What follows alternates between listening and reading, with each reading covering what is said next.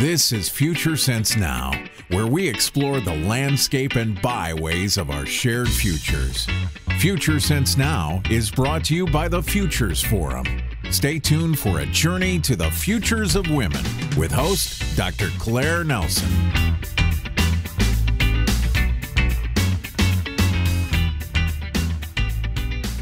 Greetings and welcome to Future Sense Now, an online easy of the Futures Forum. I am your guide, Claire Nelson, into this exploration of the future and into the future of women in particular. On today's edition, we're speaking with Rosa Alegra from Brazil. She will tell us more about what part of Brazil. Having been to Brazil, unfortunately, I don't think I've been to where she is. We can hear more about how women's issues are sort of percolating up in Brazil, and also how this might emerge in the year 2030 and beyond. Now you might wonder, why are we doing 2030 and beyond? Because the world has a big agenda for the year 2030. The UN Sustainable Development Goals, and there are 17 goals, 169 targets, and goal number 5 in particular speaks to equality for women and girls. Now, this is SDG 5, and the targets range from eliminating all forms of violence against women and girls to eliminating harmful practices such as forced marriage, female genital mutilation. It also talks about reforms to give women equal rights to economic resources, access to ownership and control of land, financial services, inheritance taxes, etc. And more importantly, it also speaks to ensuring women's full and effective participation and equal opportunities for leadership at all levels of decision making. Now, Brazil, as we know, has just had an experiment in having a woman president, like my country, Jamaica. We know how that has turned out. Many of us women feel that she was treated unfairly. She got away with doing far less bad things, quote unquote, than the men before her. So why was she singled out? Now, this may be about how the whole issue of leadership might emerge. But I won't say anymore. I want to say, first of all, greetings and welcome. And how are you, Rosa Alegra? Welcome to Future Sense Now. How are you? Very much. It's a pleasure to speak to you, Claire, and to speak about women in this very, very special times we are living. Yes, so I want to start out with probably maybe focus a little bit on the 2030 goal and the target around leadership and decision making because of the particular experience of Brazil. I've been to Brazil, and I know one of the things that really intrigued me about Brazil, and I'd like to hopefully put that in there somewhere, was how the issue, for example, of prostitution is dealt with in Brazil, in terms of it's not illegal, but being a pimp is illegal, which I found very interesting. To me, it's a model of empowerment, that women can do what they choose to do with their own bodies. That's something that most people are not aware of. So tell me, first of all, do you think, based on the recent January uprising or feminine protests in January that kind of erupted over the course of 2 weeks, were Brazilian women kind of looking on at the United States and saying, that's their issue? Or was there sort of a, yes, we need to start doing that too more here because of what's happening with women? How are you feeling about this upsurge, if you will, in women's issues? U.S. movement is our movement. This is all our voices. These are our voices targeting at a new model of leadership. What is happening in U.S. and in many other parts of the world represents the stage that the world is, that needs change. Okay, so we have come to a very, very dramatic model of leadership that is not working anymore. And this is not female model, this is male model. This is the whole history has come to this model that still prevails. And even men, like women, are suffering from this model. This is not working anymore. The competition model, the overproduction model, and the destruction model. So this is not good for any people in the world. Any human, all humankind needs a new model of leadership. So what is happening in US, what women are doing there, echoes in our hearts, in our minds, and that we are always looking at ways of making a better world through the women's eyes, through the feminine principles. This is what the world needs now, Claire, a new model of development, because we have inherited a model of development in the 35 years that is not inclusive and that is not peaceful. So what kind of development would women implement in the world if women would the majority of the leaders in the world? Well, I have a question before you go on. So to make sure I'm hearing you right, so you're saying, and I'm paraphrasing, that the old model of the masculine principle of competition, win at all costs, has hurt both men and women, and we're needing a new model. Yes. That model should embody more feminine principles. But would you go as far as to say the future is female, or would you propose a different vision? And I'm saying this because Brazil is well known to be a leader, I would say, even though it has its challenges, in social experiments. And so you may actually have some ideas of where this is being practiced in Brazil that could actually emerge by 2030 to be, something that other parts of the world could copy. So explain to me a little bit deeper this idea of what this new thing, this new model of leadership could look like in your eyes. Okay, humanity as a whole is not having the fructification deserved from the development that we had. Okay, I'm talking about technology development, economic development, social development. We need more. We need quality of life. Quality of life is a very, very precious issue that was not obtained from this development model. So that's why I say that women and men are looking for a new kind of life, life models. And now we have in AI, we're having technology convergence that will take our jobs, that take our works, and it is getting more and more advanced. So what to do with living now? How we'll be living together with machines and with unemployment together. Yes, you are actually, you are the co-chair of the Millennium Project node in Brazil, and you are working on work in 2050. And Yes. Part of the, let's say, the issue for Brazil in the last couple of years has been this idea of the social dislocation, but while still having huge unemployments and people's dissatisfaction with what they thought was the underperformance of the Olympics in terms of bringing more things to Brazil. So, what are your thoughts? What is happening in Brazil then in terms of the future of work and the future of women and the future of gender relationships? Well, there is a challenge and there is an opportunity. Talking about opportunities, that's better than for a short time of this video. Yes. We have many assets and many values that are not considered in the current model of development or economy, like caring, like happiness, like productive relationship values. okay, intangible value.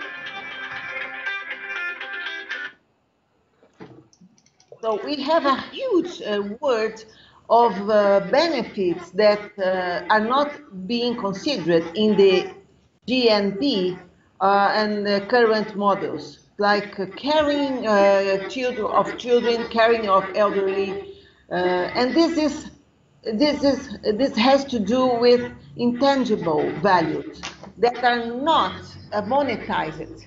So, with this new world in which machines will take over people, and this is happening now, we have to think about how we can make better lives in the midst of this challenge.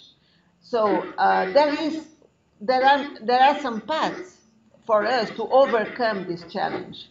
And the Millennium Project assessment of the Work Tech 2050 shows three scenarios indicating probably the possibility of having good relationships with leisure, with nature, with free time that we don't have now. So let's make machines work for us. And women, for instance, are the ones who are mostly taking care of people, and are the majority of people taking care of NGOs and social programs. So this would be more valued than now. So the economy has to make a shift in the definitions of what is to be productive. Because now in the economy, to be productive is to make money from nature, producing furniture, producing goods. Uh, this is production. But caring, taking care of people, making people happy is not production. So I think that we really have to redefine concepts like that. I want to ask you some things right here because I want to fully understand. So we're talking then about the rule book itself, the rule book around economics in particular, because economics tends to drive everything else. And the rule books in economics were written, most of them in the 18th century, first of all, right? With the production, where, for example, units of production included human labor. So, for example, slavery was the norm because the production was agribusiness. They needed to have people to work. They didn't want to pay those people, therefore, they were slaves. Then we moved towards the machine age, and then some people had their jobs, but then we had the wars and we had all these inventions which sort of moved, and people kept on living, quote unquote, the American dream or the Eurocentric Western dream, that you could continue to produce and produce and produce until probably the last 30 years, when we recognize, well, wait a minute, from the space, there are no borders, there are no boundaries, and indeed, the resources are not finite if the earth doesn't have time to renew and refresh and heal itself.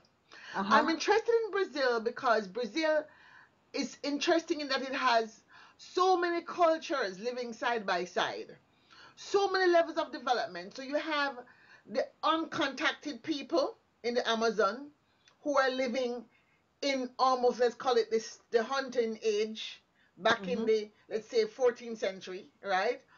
Then we have people in between who are probably living, let's say, 18th century, small farm holders. Then we have people in the urban cities that are living, let's say, a developing country life. They're on the borders, they don't have jobs, etc. Then you have a developed country status in Brazil as well, because you have, you can make planes, you can export planes, that is a very high level of development. So at every level, women are almost living all the different stages of women's roles are being played out in Brazil. In, you almost are like a perfect sandbox to play in to look at what could emerge, what could percolate up. How would you see, given the current situation in Brazil, this idea of changing the rule book, for example, so that you do what Bhutan has done and include happiness, a happiness index? Um, I believe maybe Kuritaba, I'm probably pronouncing it wrong, is one area where they're testing new things. There's another area where they're testing basic income. Could you tell us more about the, how those experiments are beginning to test these new rules that you're talking about? Okay, I'm happy with this issue, Claire. Brazil has hosted, I think, the first conference, the first international conference on new indicators of sustainability.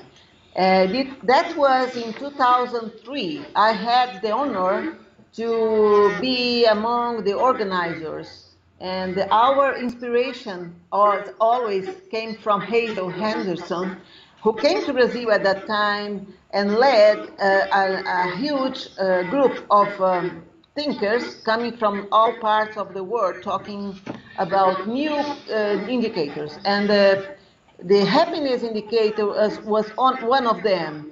And we started making references and spreading the concept all over Brazil. But now it's not a reality yet, but it's starting to be a turning, a burning question relating to the GDP, the current GDP, because we have, Claire, you know, a huge biodiversity. We have the lungs of the world, as the Amazon forest, and this is not accounted in the current indicators. What's accounted is what is the production, the furniture, but not the tree. So this is crazy, you know, in these times of, you know, that we need air, we need green. So very, very meaningful for Brazil to host this conference. And from that time on, I have seen many discussions, many meetings, many studies about this issue. So I think it's a question of time.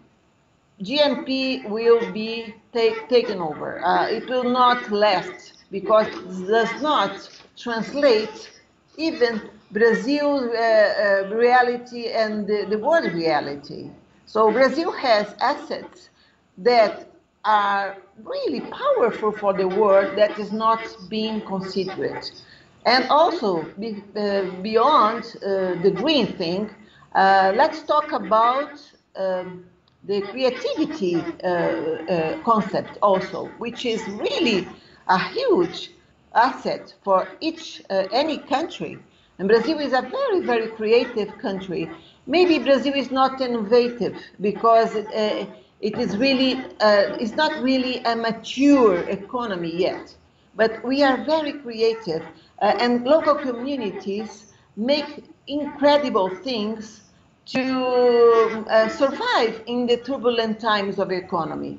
So these models of the local economy, the local community, should be considered in the new models. So I think this is all a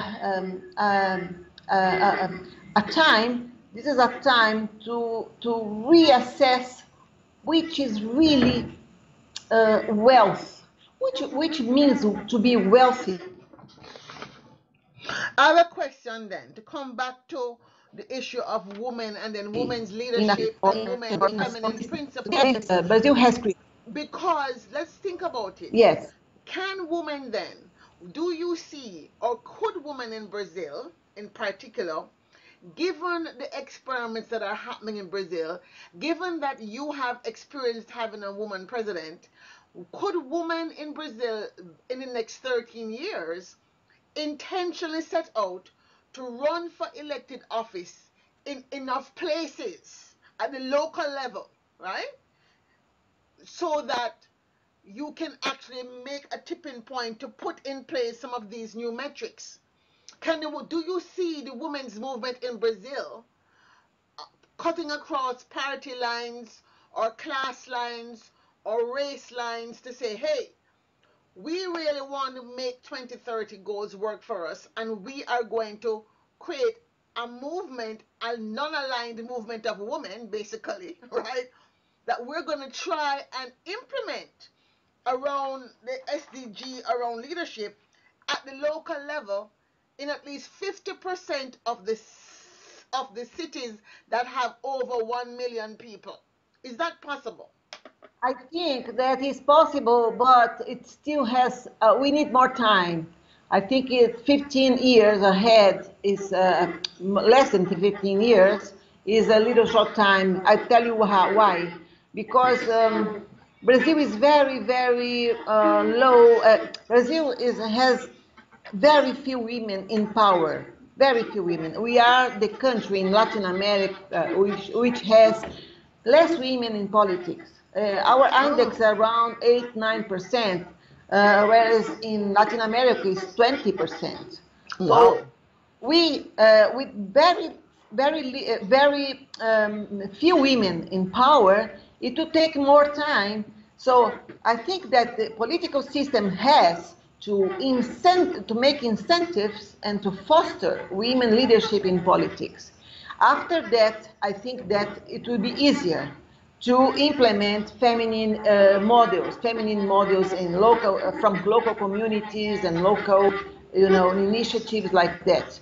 But why aren't women running for power? Why aren't women, especially now, especially as a sort of a, do you think that what happened to President Dilma, in fact, has turned women off? Or are women going to be angry enough to say, hey, this is not fair, we are going to run and really have women support women to run? Is Brazil so you can't make half, but can you double? Do you think you can double what you have in Brazil in the next 13 years? It is early to say. It's not. I don't have a clear definition about this moment now because we are in the midst of of the smoke. So Yeah. our president has just left, and there is a very, very dramatic moment now in Brazil in this transition time, and the government that replaced our president is not doing well either. So this is really possible, Claire, that if this government doesn't make it, and I think it will not make it, unfortunately, because it is very old model, okay? If this is really a failure, it is possible that women can move more towards their positions in politics and in power. Okay, so is there another place then? Since leadership is so critical for the changes that you are seeing, and if having a feminine principle be at the center of how we live, and having a feminine principle be more obvious in economic theory and rules, in the rules of trade, in the rules of production, having a more feminine principle around sustainability.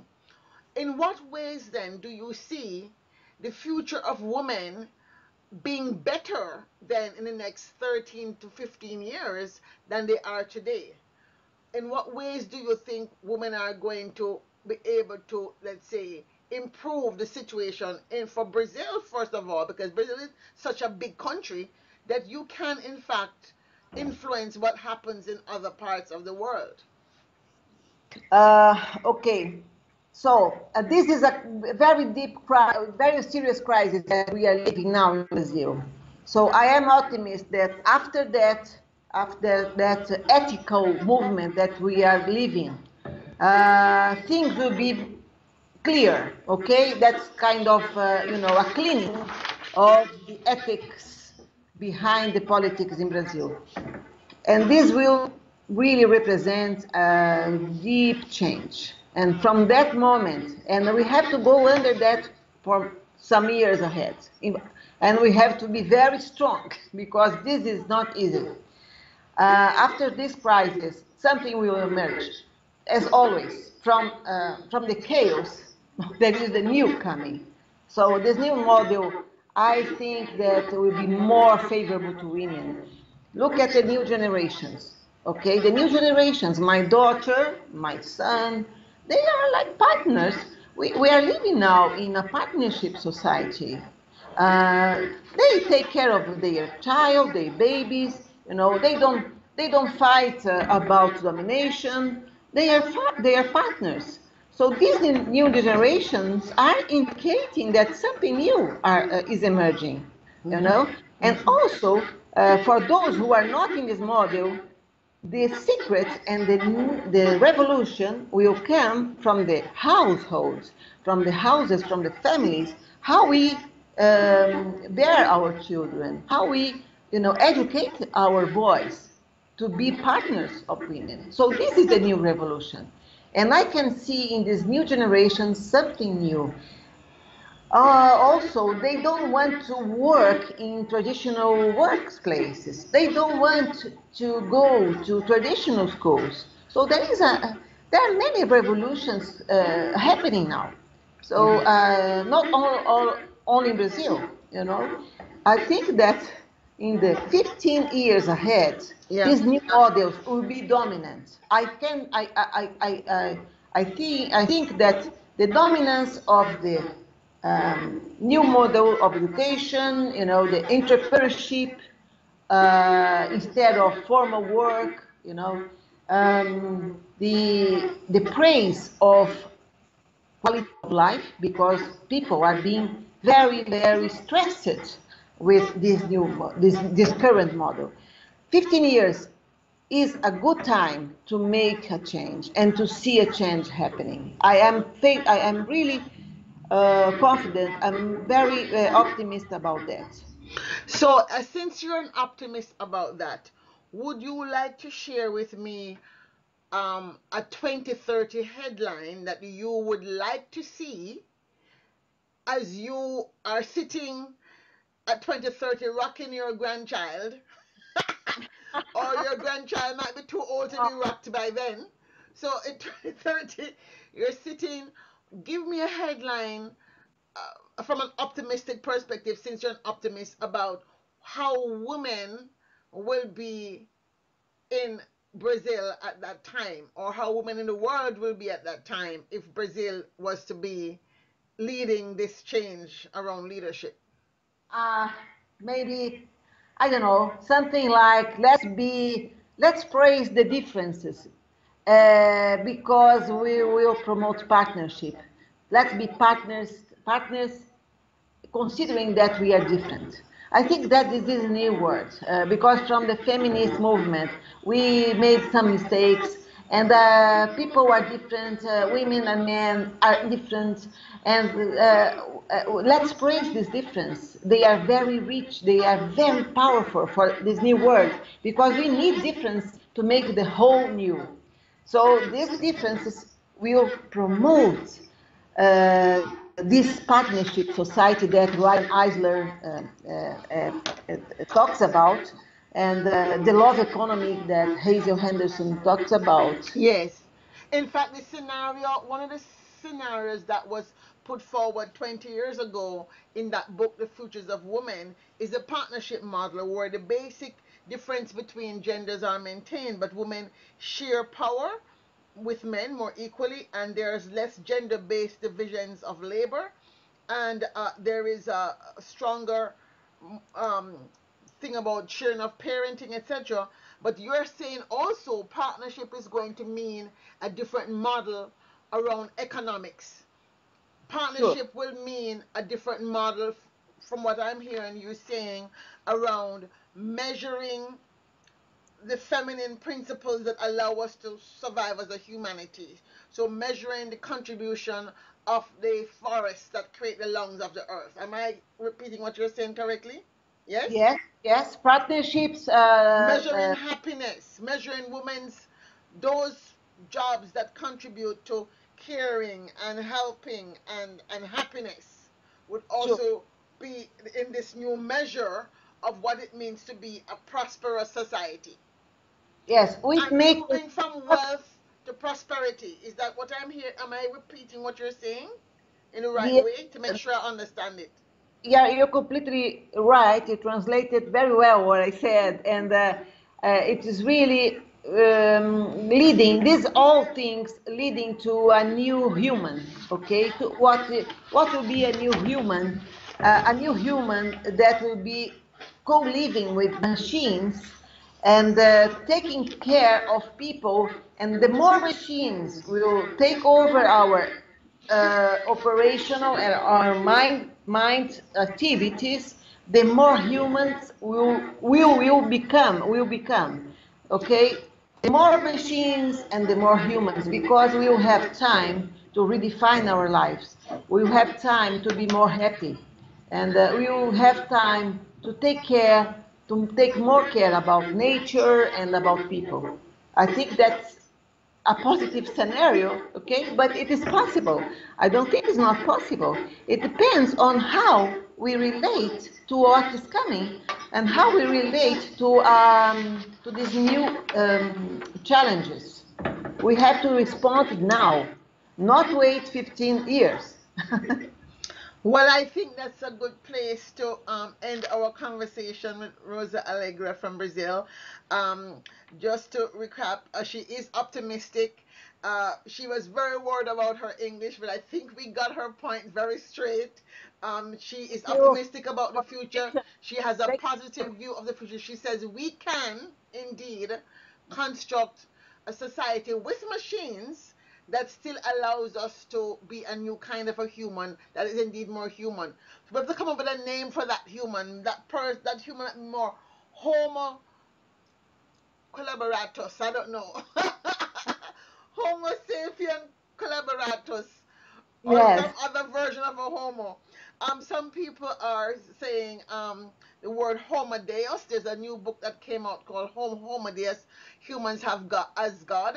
I think that for me personally, as I think about that construct, I would say, hey, we may be operating on the physical plane in terms of our science, but certainly on the spiritual plane, we have a far way to go in terms of understanding what it means to be sharing and partnering at the level needed to survive. So thank you so much, Rosa Allegra. Do you have any final word of wisdom you want to add?